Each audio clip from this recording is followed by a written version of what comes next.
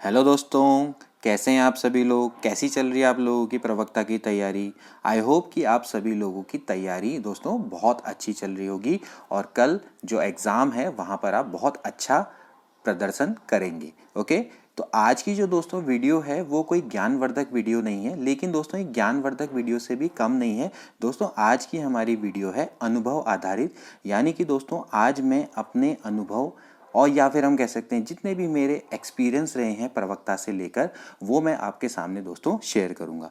तो दोस्तों आज मैं कुछ एक्सपीरियंस, जितने भी मेरे एक्सपीरियंस रहे हैं उनको शेयर करने से पहले आपके संग कुछ चीज़ें मैं शेयर करना चाहता हूं दोस्तों। देखिए, ये उत्तराखंड लोक सेवा आयोग का रिजल्ट है दोस्तों, जो कि 27 जून 2019 को हुआ था और इसमें आपका प्रवक्ता गणित की फाइनल लिस्ट आपके सामने ये दिखी है। और अगर आप इस लिस्ट को देखें तो यहाँ पर जो ये क्रम है, ये आपका एक रोल नंबर है और यहाँ पर ये मेरा रिज़ल्ट है। ठीक है, तो आप देख सकते हैं कि ये आपका प्रवक्ता गणित का फाइनल परिणाम है और ये मेरा आपका रिज़ल्ट है। ठीक, तो दोस्तों इसी आधार पर मैं आपके सामने कुछ एक्सपीरियंस मेरे जो प्रवक्ता गणित से रिलेटेड या प्रवक्ता एग्ज़ाम से रहे हैं वो मैं आपके सामने शेयर करना चाहता हूं। तो दोस्तों सबसे पहले हम एक काम करते हैं, यहाँ पर देखते हैं कि हमारा सिलेबस क्या है। पहले आप सिलेबस देख लीजिए, सिलेबस को समझ लेंगे तो आप काफ़ी चीज़ें कवर कर लेंगे। ठीक है ना। तो देखिए सबसे पहले आपको क्या करना है, देखिए आप स्क्रीनिंग वस्तुनिष्ठ परीक्षा का पाठ्यक्रम देखें तो सबसे ज़्यादा इसमें जो वेटेज है वो आपका शिक्षण अभिरुचि को जाता है। इसके टोटल 5 पार्ट हैं। शिक्षण अभिरुचि में देखिए दोस्तों, अगर सबसे ज़्यादा इंपॉर्टेंट टॉपिक है तो वो है दोस्तों भारतीय शिक्षा व्यवस्था। भारतीय शिक्षा व्यवस्था से काफ़ी सारे क्वेश्चन आने की दोस्तों उम्मीद रहेगी। तो आपका जो मेन फोकस है दोस्तों, ये आपका जो पहला अध्याय है इसमें होना चाहिए। इसके अलावा देखिए दोस्तों, अगर आप चाहें तो जो शिक्षण दक्षता एवं संप्रेषण, इसको भी आप पढ़ सकते हैं और जो आपका शैक्षिक तकनीकी है इससे भी दोस्तों क्वेश्चन आने की संभावना रहेगी। बाकी के जो क्वेश्चंस हैं दोस्तों ज़्यादातर आपके सैद्धांतिक ज्ञान पर आधारित हैं। थोड़ा सा इसमें आप देख लीजिए कि आप कंप्यूटर शिक्षा, इससे रिलेटेड भी आप क्वेश्चन कर सकते हैं और थोड़ा बहुत आप चाहें तो मूल्यांकन पर भी जा सकते हैं। लेकिन आपके ज़्यादातर जो क्वेश्चंस रहेंगे दोस्तों, ये आपका पहला पार्ट और आपका जो दूसरा पार्ट थोड़ा बहुत, और मैं कह सकता हूँ कि आपके जो ये बाकी के 6-7 है इनसे रहेंगे। तो आप इनको पढ़ेंगे तो आपको ज़्यादा फायदा मिलेगा। ओके, इसके बाद अगर बात करें दोस्तों खंड 2 की, तो खंड 2 में आपके देखिए दोस्तों जो क्वेश्चन आते हैं वो सामान्य अध्ययन पर आधारित है। इसका पूर्णांक आपका 35 नंबर का है। तो इसमें आपको क्या करना है, देखिए दोस्तों अगर हम इसकी बात करें तो ये काफ़ी वास्ट इसका सिलेबस है। इसमें आपकी हिस्ट्री भी आती है, ज्योग्राफी भी आती है, इकोनॉमिक्स भी आती है, पर्यावरण भी आती है, यानी ऑलमोस्ट इसमें सारे सब्जेक्ट आते हैं। तो आपने क्या करना है, देखिए दोस्तों अगर आपकी हिस्ट्री ज्योग्राफी अच्छी है तो बहुत अच्छी बात है, और अगर आपने नहीं पढ़ी है तो कोई बात नहीं, आप उसको छोड़ दीजिए, आप उसको पढ़ने की आवश्यकता नहीं है। आप क्या पढ़ेंगे दोस्तों, अगर आपने पढ़ना है तो दोस्तों आप पढ़िए करंट अफेयर्स। करंट अफेयर्स बहुत इंपॉर्टेंट होते हैं, हर एग्जाम की वो दोस्तों जान होते हैं। तो आपको कम समय लेते हैं और अच्छा रिजल्ट प्रोड्यूस करते हैं। तो आपने क्या करना है, अंतर्राष्ट्रीय और अंतर्राष्ट्रीय महत्व की जितनी भी आपकी समय समय की घटनाएं हैं, यानी कि करंट अफेयर्स है, इसको आपने ध्यान में रखना है। ठीक है ना। इसके अलावा आप खेलकूद पर भी ध्यान दे सकते हैं। ठीक है ना। इसके अलावा आप इसको छोड़िए, ठीक, और आप इसको भी छोड़ दीजिए। ठीक, और आप चाहें तो प्राकृतिक संसाधन, ये काफ़ी छोटा पड़ता है तो आप इसको भी ध्यान में रख सकते हैं। मैंने अपनी वीडियोस में आप ये सारे टॉपिक तो मैं नहीं करा पाया, तो लेकिन मैंने जो जो आपको बताए थे इसमें आपको मैंने उपभोक्ता सशक्तिकरण और ये सब बताए थे दोस्तों, ये यहाँ पर पर्टिकुलरली लिखे हैं। तो इनसे क्वेश्चन आने दोस्तों मतलब आप मान सकते हैं कि श्योर इनसे कोई ना कोई क्वेश्चन आएंगे। ठीक है ना। इसके अलावा देखिए मैंने अंतर्राष्ट्रीय और अंतर्राष्ट्रीय स्तर पर जितने भी आपके जो अधिकारों से संबंधित संगठन हैं इनके बारे में भी बताया, तो आप इन पर अपना बिल्कुल फोकस रखिए। सामान्य विज्ञान भी काफ़ी इंपॉर्टेंट है, लेकिन जो आर्ट वाले स्टूडेंट हैं उनके लिए थोड़ा सा टेढ़ी खीर साबित हो सकता है। तो आप कोई बात नहीं, जितना आपको आता है ठीक है, वरना कोई बात नहीं। पर्यावरण पर आप दे सकते हैं अपना फोकस। पर्यावरण पे ज़्यादातर दोस्तों जो ओजोन से रिलेटेड क्वेश्चन है वो ज़्यादातर आते हैं, उनके बारे में मैंने बताने की कोशिश की है। दोस्तों इसमें ध्यान रखना है, 2 तरह की जीके होती है, एक होती है स्टैटिक और एक होती है डायनेमिक। ठीक, स्टैटिक जीके आपकी क्या होती है, जैसे कि आपकी हिस्ट्री और इस तरह की ज्योग्राफी, और डायनेमिक जीके होती है जो आपके करंट अफेयर्स टाइप के होते हैं जो कि लगातार परिवर्तनशील होती है। आपको हमेशा दोस्तों ध्यान देना होता है डायनेमिक जीके पर। डायनेमिक जीके आपकी सबसे इंपॉर्टेंट जीके होती है। जैसे इकोनॉमिक्स की भी अगर आपकी जीके होती है तो कैसी होती है दोस्तों, डायनेमिक जीके होती है। तो आप स्टैटिक जीके यानी हिस्ट्री में आप अपना सर मत खपाइए। वहाँ पर क्या होता है कि जो आपका ज्ञान होता है वो काफ़ी ऑथेंटिक भी नहीं होता और काफ़ी सारे उसमें मतभेद होते हैं। लेकिन जो डायनेमिक जीके होती है दोस्तों, उसमें कोई मतभेद नहीं होता, उसमें ज्ञान आपका हमेशा क्या रहता है, सुस्पष्ट रहता है। जो भी आपके सामने फैक्ट्स रहते हैं वो हमेशा क्लियर रहते हैं, तो इसलिए वहां पर आपकी कोई दिक्कत नहीं आती है। ठीक है ना। तो यहाँ पर आप ध्यान रखिए कि आपका डायनेमिक जीके पर हमेशा दोस्तों फोकस होना चाहिए। दोस्तों ये जो मैं आपको एक्सपीरियंस बता रहा हूँ, ना सिर्फ इस पेपर में, आगे आने वाले कई पेपर में आपके फायदा आपको पहुंचाएंगे। ठीक, इसके बाद बात ही आती है दोस्तों उत्तराखंड संबंधी ज्ञान की। उत्तराखंड संबंधी ज्ञान में भी वही स्थिति रहने वाली है दोस्तों। इसमें भी आप उत्तराखंड करंट अफेयर्स पे ज़्यादा ध्यान दीजिए। इतिहास तो देखिए दोस्तों, उत्तराखंड का हमेशा से बहुत ही मतभेदों से भरा हुआ रहा है, तो ऐसे टॉपिक को आपको कभी नहीं करना चाहिए। मैं कभी भी ऐसे टॉपिक को हाथ नहीं लगाता ऐसे एग्जाम में। ठीक, तो आप हमेशा ध्यान में रखिए कि इसकी जो हिस्ट्री है वो बहुत ज़्यादा मतभेदों से है। कई आपको 25 राइटर मिल जाएंगे, 25 राइटर के 25 अपने अपने मत है, तो ऐसे क्वेश्चन आपको अटेम्प्ट नहीं करने। आपको पढ़ना है तो उत्तराखंड करंट अफेयर्स पढ़िए, ज़्यादा से ज़्यादा आप उत्तराखंड का जो आपका भौगोलिक जो हम कह सकते हैं, जो भी इसका भौगोलिक वातावरण है या इसकी सामान्य भूगोल है, उसको भी आप पढ़ सकते हैं एक लिमिटेड वे में। ठीक है ना। इसके अलावा मैंने आपको क्या क्या चीज़ें इसमें बताई हैं दोस्तों, जो कि बहुत इंपॉर्टेंट हो सकती है दोस्तों, क्योंकि ये पेपर आपका शिक्षा से रिलेटेड है। तो आप शिक्षा एवं संस्कृति के जितने भी आपके उत्तराखंड में एजुकेशन से रिलेटेड जो भी चीज़ें हो रही हैं उनको आपने ध्यान में रखना है। इसके अलावा प्रमुख आंदोलन, क्योंकि यहाँ पर पर्टिकुलरली बता रखा है, तो इनसे आपके क्वेश्चन आने की दोस्तों संभावनाएं रहेंगी। और आप इसमें जो भी खेल कूद या करंट अफेयर्स है उन पर आप ध्यान देंगे स्मार्टली, तो आपके निकलने के चांसेस में रहेंगे। आप हिस्ट्री ज्योग्राफी आप इतनी लंबी पढ़ेंगे, उसके बाद उससे ज़्यादा से ज़्यादा 1 या 2 या 3 क्वेश्चन आ जाएंगे। इतना लंबा पढ़ने के बाद इतना कम क्वेश्चन आना, तो ये एक तरीके से स्मार्ट स्टडी नहीं है। ठीक है ना दोस्तों। तो आपने यहाँ पर ये ध्यान रखना है। ठीक, इसके अलावा देखिए दोस्तों, ये बड़ा इम्पॉर्टेंट आपका खंड है, खंड नंबर 4। देखिए सामान्य बुद्धि परीक्षण। देखिए दोस्तों, यहाँ पर मैं इसको 2 तरीके से कैटेगराइज करूँगा, क्योंकि आपके 2 कैटेगरी के लोग हैं यहाँ पर। एक है साइंस वाले, एक है नॉन साइंस वाले। ठीक है ना। साइंस वाले जो बच्चे हैं उनको तो सामान्य बुद्धि परीक्षण में दोस्तों अच्छा करना ही करना है, they have to do well, otherwise वो दोस्तों इस एग्जाम से आउट हो सकते हैं। ठीक है ना, आपको ध्यान में रहे, क्योंकि जो साइंस वाले हैं वो आपकी मैथ्स और रीजनिंग पढ़ते हैं, तो उनकी मैथ्स और रीजनिंग ज़्यादातर लोगों की अच्छी होगी, तो वो उनको तो इसमें अच्छा करना ही है। लेकिन जो नॉन साइंस वाले हैं, नॉन साइंस वालों को थोड़ा सा यहाँ पर रिलीफ मिल जाएगी। वो आसानी से यहाँ पर इन क्वेश्चन को अगर स्मार्टली अगर करेंगे, या फिर हो सकता है कि अगर वो इसमें अच्छा कर जाएंगे तो हम कहेंगे कि वो इन हो जाएंगे। तो यहाँ पर देखिए दोस्तों, डिफरेंस क्या है, एक ही सिक्के के 2 पहलू हैं। अगर नॉन साइंस वाले इसमें अच्छा करेंगे तो वो अंदर हो जाएंगे, और अगर साइंस वाले इसमें खराब करेंगे तो वो बाहर हो जाएंगे। तो आपको ध्यान में रखना है कि साइंस वालों को तो इसमें अच्छा करना ही करना है, लेकिन जो नॉन साइंस वाले हैं, यानी कि आर्ट वाले या फिर हम कह सकते हैं कॉमर्स वाले, वो अगर इसमें थोड़ा सा भी अगर अच्छा करेंगे तो वो प्रवक्ता स्क्रीनिंग में एंटर कर जाएंगे। ये आपको ध्यान में रखना है। ठीक है ना। तो अगर अभी तक आपने इसको पढ़ लिया है तो अच्छा है, लेकिन अगर आपने नहीं पढ़ा है तो कोई बात नहीं, इसको छोड़ दीजिए। ठीक है ना। काफ़ी सारे जो मेरे जो दर्शक हैं, इन लोगों ने भी काफ़ी बोला मुझसे कि सर आप मैथ्स पढ़ा दीजिए, मैथ्स पढ़ा दीजिए। दोस्तों मैं आपको बताऊं, मेरा 15 साल का एक्सपीरियंस है मैथमेटिक्स में। मुझे पता है कि दोस्तों मैथ्स में आपको 1 या 2 दिन में नहीं सिखा सकता, इसलिए मैंने इस टॉपिक पर हाथ नहीं डाला। ठीक है ना। तो आप अगर आपने खुद से तैयारी की है तो अच्छी बात है, वरना फिर बहुत मुश्किल है। ठीक है ना। इसके बाद देखिए दोस्तों, सबसे जो आपका इंपॉर्टेंट टॉपिक है, जितने भी अभी तक इंपॉर्टेंट जो टॉपिक थे, इसमें सबसे इंपॉर्टेंट दोस्तों टॉपिक है हिंदी। आपको हिंदी में बहुत ज़्यादा ध्यान देना है। हिंदी में अगर आपने ध्यान दे दिया, हिंदी अगर आपने पढ़ ली है तो बहुत अच्छी बात है। अगर नहीं पढ़ी है तो मैं अभी आपको बताता हूँ कि आपने क्या क्या चीज़ें पढ़नी है। आप क्या करेंगे, देखिए पर्यायवाची, विलोम, ये सब छोड़ दीजिए। आप पढ़िए तत्सम, तद्भव। ठीक है। वाक्यांश के लिए एक शब्द, ये बहुत जल्दी से आप पढ़ लेंगे और कवर भी कर लेंगे। उपसर्ग पढ़ सकते हैं, प्रत्यय, इनमें भी एक टेक्निक लगती है, बहुत ईजिली आप इसको कर सकते हैं। वर्तनी शुद्ध, वाक्य शुद्ध, ये भी कर सकते हैं। समास विग्रह और संधि विग्रह, ये सब आप पढ़ लीजिए, बाकी सब चीज़ें छोड़ दीजिए। ठीक है ना। तो आपने छोड़ना क्या क्या है, आपने पर्यायवाची शब्द छोड़ने हैं। ठीक है, आपने पर्यायवाची नहीं पढ़ना है, आपने विलोम नहीं पढ़ना है, ठीक है ना।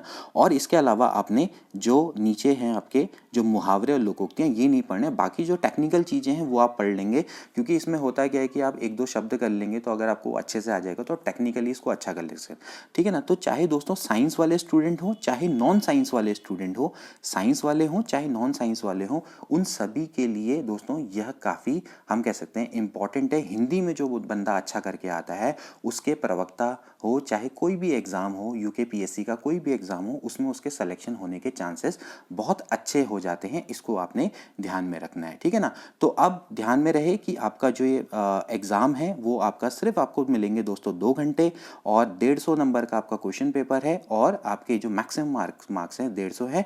गलत उत्तर के आपके आपके कितने कटेंगे दोस्तों, 1/4 मार्क्स यानी 0.25 आपका कट जाएगा। यानी अगर आप 4 क्वेश्चन अगर गलत कर देंगे तो दोस्तों आपका 1 नंबर माइनस हो जाएगा। इसको आप ध्यान में रखेंगे, ठीक है ना। ये मैं ये इसलिए बता रहा हूँ क्योंकि हमारे कई सारे जो दर्शक हैं वो पहली बार शायद एग्ज़ाम देने जा रहे हैं, तो शायद उनको पता नहीं है। बाकी हमारे संग काफ़ी मेरे बड़े भाई बंधु भी हैं जो काफ़ी एक्सपीरियंस्ड हैं और काफ़ी समय से एग्ज़ाम देते हुए आ रहे हैं, तो उनको भी काफ़ी चीज़ें पता है, ठीक है ना। अब दोस्तों देखिए करना क्या है, देखिए अभी इस समय पर काफ़ी ज़्यादा टेंशन देखिए दोस्तों लेने की आवश्यकता नहीं है।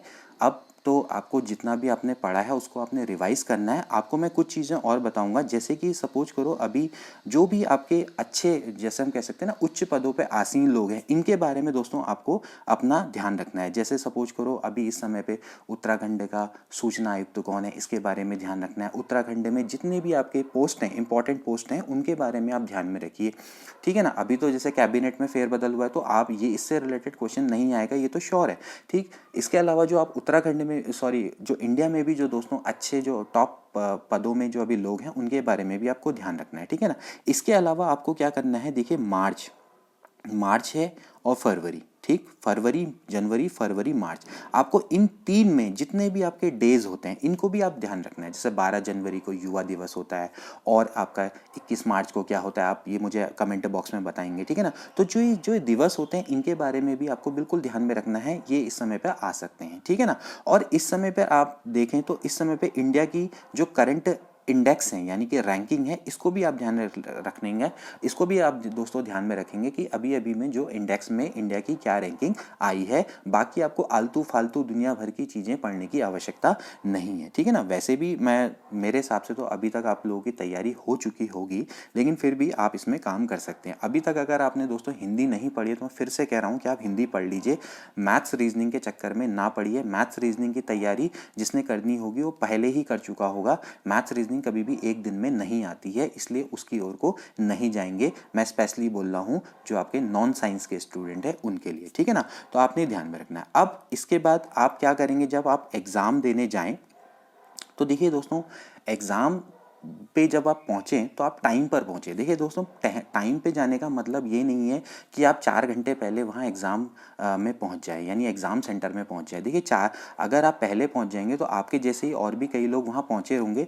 फिर क्या होता है, फिर होता है डिस्कशन, और जब हम डिस्कशन करते हैं तो वहाँ पर हो सकता है कि आपके बीच में जो डिस्कशन है वो हेल्दी ना होकर अनहेल्दी हो जाए, और फिर आपका जो आप क्या हो जाए वहाँ पर डीमोलराइज हो जाए, ठीक है ना। तो इसका मतलब है कि कुछ ऐसी चीज़ें हो जाएं कि वो लोग, क्योंकि क्या होता है ना जब कई सारे लोग आपस में मिलते हैं तो वो क्या करते हैं डिफरेंट बातें बताते हैं। कोई आपको राधा कृष्णन के बारे में बताएगा, कोई कहेगा नहीं ये चीज़ गलत है, ये चीज़ गलत है। तो इससे दोस्तों आप क्या हो जाएंगे, कन्फ्यूज़ हो जाएंगे, और जब आप कन्फ्यूज़ हो जाएंगे ना तो तब क्या पैदा होता है, तनाव पैदा होता है। और जब वो तनाव पैदा होता है ना तो वो दोस्तों आपके आने वाले एग्ज़ाम में परिलक्षित होता है। आप टेंशन में वहाँ क्वेश्चन गलत कराते हैं। तो कभी भी जब आप एग्ज़ाम देने जाए ना तो दोस्तों हमेशा, जैसे आपकी टाइमिंग कितनी है 10 बजे की है ना, तो 9:30 बजे आप एग्ज़ाम सेंटर में पहुंच जाएं। किसी से बात ना करें, चुपचाप अपने परीक्षा हॉल में जाएं, वहां बैठें और एक गिलास पानी पी लीजिए और टेंशन बिना रिलैक्स हो गए बिल्कुल बैठ के आप अपना पेपर दीजिए, ठीक है ना। अब पेपर देने से पहले ध्यान में रखना है जो आपके जितनी भी आपको प्रविष्टियां भरनी होती हैं ओएमआर सीट में, उसका भी आप ध्यान में रखेंगे। दोस्तों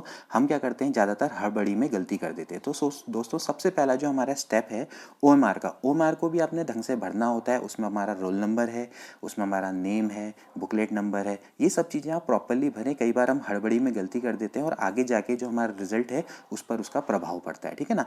आप ध्यान में रहें, आपको 2 घंटे मिले, आपको पूरे 2 घंटे का यूटिलाइज करना है कहने का मतलब यही नहीं है कि आप 15 मिनट तक उमारी भरने में रहे तो फिर आपको 1 घंटा 45 मिनट मिलेगा क्वेश्चन पेपर सॉल्व करने के लिए, तो ये नहीं होना चाहिए, ठीक है ना।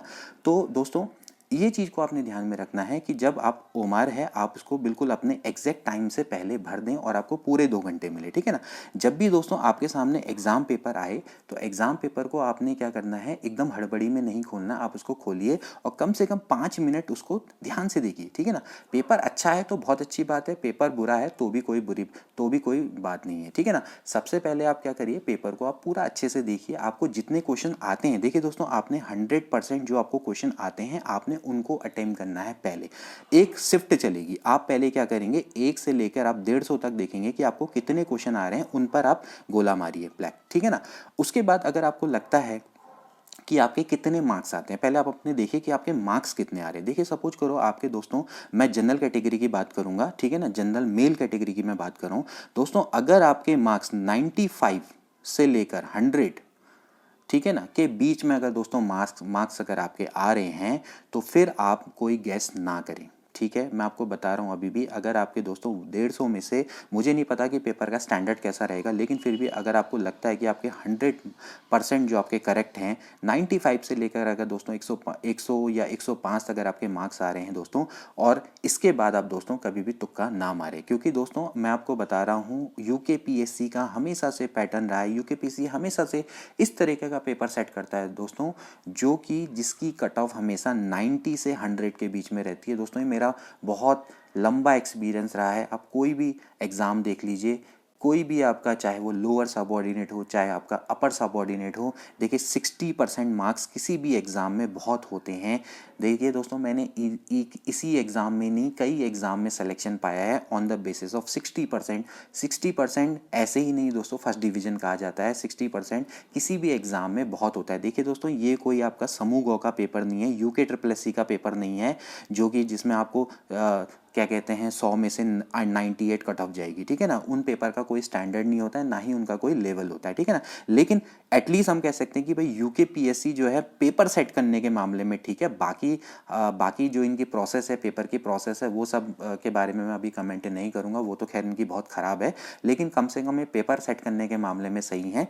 पेपर इस तरीके का सेट करते हैं दोस्तों हमेशा कि भाई 95 से लेके 100 के बीच में हमेशा क्या रहती है, कट ऑफ रहती है। मोस्टली कभी हो सकता है कि चले जाए 105 तक चले जाए, लेकिन ज़्यादातर इतनी रहती है, ठीक है ना। तो अगर आपको लगता है कि अगर आपके 95 से लेके 100 या उससे ऊपर आ रहे हैं तो आप क्या करिएगा वहाँ पर, अब आगे को आप तुक्के नहीं मारेगा। अगर आपको लगता है कि आने वाले जो क्वेश्चन हैं उसमें आप 80% श्योर है तो आप जा सकते हैं, लेकिन मेरी राय में दोस्तों नहीं जाइएगा, क्योंकि वहाँ पर लालच आता है और लालच आपको ले डूबेगा।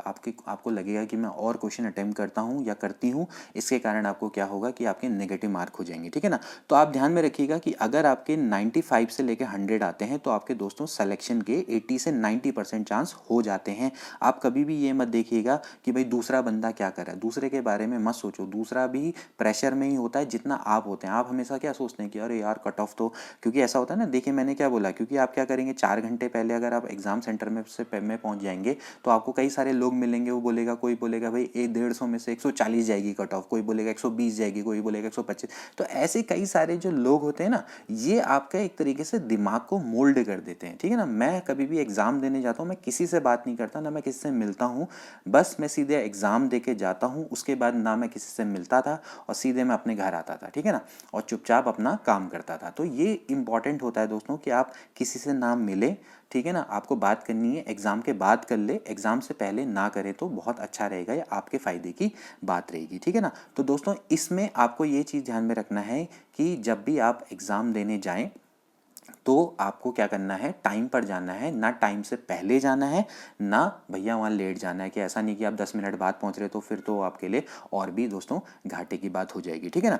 अब सपोज करो दोस्तों कि अगर आपके मार्क्स थोड़ा आपको लगता है कि भाई कम आ रहे हैं का मतलब ये है कि दोस्तों आपको लगता है कि मेरे मार्क्स सपोज करो 70 से लेकर आपके 80 के बीच में आ रहे हैं, then you can go for, मतलब आप क्या कहते हैं, गेस के लिए आप जा सकते हैं, ठीक है, आप गेस कर सकते हैं, ठीक, क्योंकि हो सकता है कि आपकी इतनी मतलब कट ऑफ आपकी शायद ना जाए, ठीक है ना। लेकिन अगर आप सोचो SC या ST कैटेगरी में आते तो आपके लिए 70, 75, 80, 85 भी आपके अच्छे रहेंगे मार्क्स, ठीक है ना। तो ये दोस्तों आपके मेरे अनुभव रहे हैं, इनको अगर आप भी इम्प्लीमेंट करें तो शायद आपको भी फ़ायदा मिले। मेरे को तो फ़ायदा मिला है, तो शायद आपको भी फ़ायदा मिल जाए, ठीक है ना। तो दोस्तों अंत में बस मैं यही कहना चाहूँगा दोस्तों, ये सिर्फ आपका एक एग्ज़ाम है और आप इसको सिर्फ एग्ज़ाम की तरह लीजिए, ठीक है ना। आप ज़्यादा टेंशन लेने की आवश्यकता नहीं है दोस्तों। आप इसको बस ये मत मानिएगा कि ये आपका एक कोई सक्सेस या फेलियर का पैमाना है। ये दोस्तों सिर्फ एक एग्ज़ाम है। इस एग्ज़ाम में अगर आप सक्सेसफुल होते हैं देन इट्स ओके, बट अगर आप फेलियर होते हैं तो इसका मतलब यही नहीं कि आप लाइफ में फेलियर होंगे दोस्तों। ऐसे कई सारे एग्ज़ाम आएंगे जहाँ पर आपको रोज़ आपको अपने आप को परखने का मौका मिलेगा। देखिए दोस्तों, अगर हम बात करें अपनी ज़िंदगी की, तो हमें ज़िंदगी में भी रोज़ हमारे सामने छोटे बड़े एग्ज़ाम रोज़ होते रहते हैं, ठीक है ना। अगर हम उसको पार पा लेते हैं तो वो हम सक्सेस होते हैं, अदरवाइज़ हम फेलियर होते हैं। तो ऐसे कैसे हो सकता है कि आप एक एग्ज़ाम से अपने आप को सक्सेस या फेलियर करार कर दें, ठीक है ना। आप अगर किसी भी एग्ज़ाम की तैयारी में लगे रहेंगे दोस्तों तो आपको डेफिनेटली सक्सेस मिलेगी। किसी को सक्सेस बहुत जल्दी मिल जाती है, किसी को सक्सेस बहुत लेट में मिलती है। सक्सेस के दोनों दोस्तों अलग अलग मायने होते हैं। तो इस चीज़ को आपने ध्यान में रखना है कि कभी आपको सक्सेस बहुत जल्दी भी मिल जाती है, कभी लेट भी मिलती है। तो आपको डीमोटिवेट नहीं होना है। आप अगर किसी भी एग्ज़ाम में बहुत अच्छी तैयारी करेंगे तो आपको डेफिनेटली सक्सेस मिलेगी। हो सकता है कि इस एग्ज़ाम की जो तैयारी है उसका फ़ायदा आपको इस एग्ज़ाम में ना मिले, किसी और एग्ज़ाम में मिले, ठीक है ना दोस्तों। तो आपको ध्यान में रखना है कि दोस्तों आप इस चीज़ को भी आप कंसिडर करिए कि पिछले एक हफ्ते या एक महीने में आपने कितनी तैयारी करी है, इसमें आपको कितना ज्ञान अर्जित हुआ है। तो आपने सपोज करो ऐसी तैयारी अगर आपने 8 महीने या 1 साल से करी होती तो आपके लिए कोई भी एग्ज़ाम निकालना दोस्तों असंभव नहीं होगा। तो आपने क्या करना है दोस्तों, कल चाहे कोई भी कुछ भी हो, चाहे आपका एग्ज़ाम अच्छा जाए चाहे बुरा जाए, आई होप कि अच्छा ही जाएगा, लेकिन आपने क्या करना है, ये जो तैयारी है दोस्तों हमेशा रखनी है। आपको आगे फ्यूचर के लिए प्रिपेयर होना है। इसके बाद आपको कई सारे मौके मिलेंगे, आपको उनकी तैयारी लगातार करते रहनी है, ओके। तभी जाके आपको कोई ना कोई आपको डेफिनेटली सक्सेस मिलेगी, ठीक है ना। तो और आपकी सरकारी नौकरी भी दोस्तों तय हो जाएगी या पक्की हो जाएगी। तो दोस्तों इन्हीं शब्दों के संग मैं अपनी वाणी को विराम देता हूँ और आपके लिए मैं बहुत ढेर सारी शुभकामनाएं देता हूं। मैं कामना करता हूं कि आप सभी लोगों का एग्ज़ाम बहुत अच्छा होगा और आप भी बहुत सफलता की सीढ़ियां चढ़ेंगे। धन्यवाद बहुत बहुत। आप सभी लोगों के संग बहुत अच्छा साथ रहा, बहुत अच्छी आप सभी लोगों का सहयोग मिला। तो मिलते हैं अगली वीडियो में। अब जब भी ये वीडियो आएगी और नए टॉपिक के संग, हो सकता है नया आपका एक्सपीरियंस रहे या नया हम जो भी हम करेंगे वो हम बताएंगे। तो कल के एग्ज़ाम के लिए all the best, good bye.